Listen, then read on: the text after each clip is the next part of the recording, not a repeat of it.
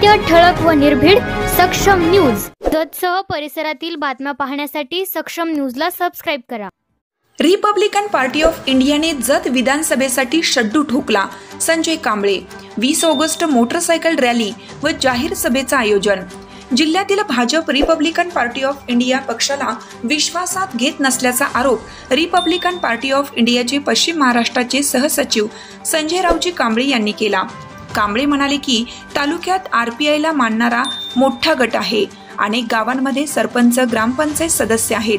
तालुक्यातील विविध प्रश्नांवर सातत्यपूर्ण काम करणारा पक्ष म्हणजे रिपब्लिकन पार्टी ऑफ इंडिया आहे. तालुक्यातील अनेक प्रश्नांवर रिपब्लिकन पार्टी ऑफ इंडियाने आंदोलनं केली. त्याचा सातत्यपूर्ण पाठपुरावा करून बहुतांशी प्रश्न मार्गी लावले आहेत. पण जिल्ह्यातील भाजप पक्षाकडून आम्हास दुजाभावाची वागणूक मिळतेय. येत्या विधानसभेला सन्मानजनक वागणूक न दिल्यास व विश्वासात न घेतल्यास आगामी जत विधानसभा Republican Party of India Athawale गटाकडून ताकदीने लढवणार असल्याची माहिती संजय कांबळे यांनी दिली. चला तर मग पाहूया संजय कांबळे काय म्हणाले. Republican Party of India Athawale या पक्षाच्या वतीनं दिनांक 20 रोजी वार मंगळवार पक्षाचा भव्य असा मेळावा जत मंगळवार पेठेतील बाजारपेठेमध्ये गांधी चौक या ठिकाणी आम्ही मेळावा आयोजित केला आहे. तत्पूर्वी भव्य अशी मोटरसायकल रॅली जत शहरातून निघणार आहे आणि ती रॅली आपले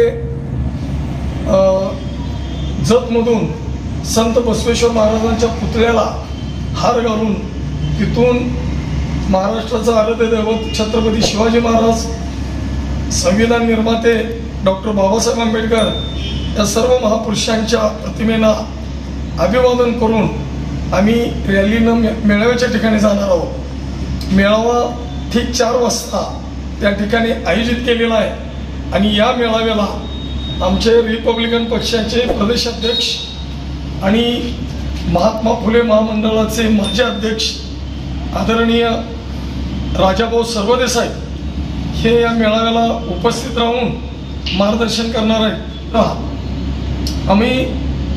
आमची भूमिका अशी आहे पक्षाची की आम्ही भाजपकडे उमेदवारी मागणार नाही. आम्ही स्वाभिमानी आहे, आम्ही लाचारी नाही.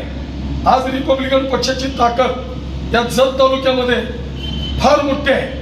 आज माणिकनाळ असेल, इकडं बेवणूर असेल, इकडं गुगवार असेल, उमराणी असेल, या 111 खेड्या वाड्या वस्तीवर रिपब्लिकन पक्षाची ताकद आहे. या पक्षामध्ये फक्त दलित बांधव आहेत असं नाही, जनरल समाजातील लोक आमची पदाधिकारी, कार्यकर्ते प्रत्येक गावामध्ये मोठ्या संख्येनं आमच्या बरोबर समाज बांधव, तरुण असतील, तरुणी असतील, महिला असतील, वडीलधारी मंडळी असतील या पक्षात आहे.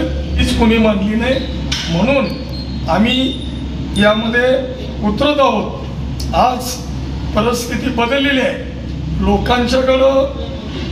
लोकांना समजा लागले की कामं कोण करतात. आज काँग्रेस असेल, राष्ट्रवादी असेल, भाजप असेल, ह्या लोकांना भूल तपा देण्याचं काम केलेलं आहे. म्हणून आम्ही आरपीआय निश्चित येत्या विधानसभेला उमेदवार आम्ही उभा करू आणि तो उमेदवार आमचा कोण असेल ते येत्या काळात आम्ही जाहीर करू.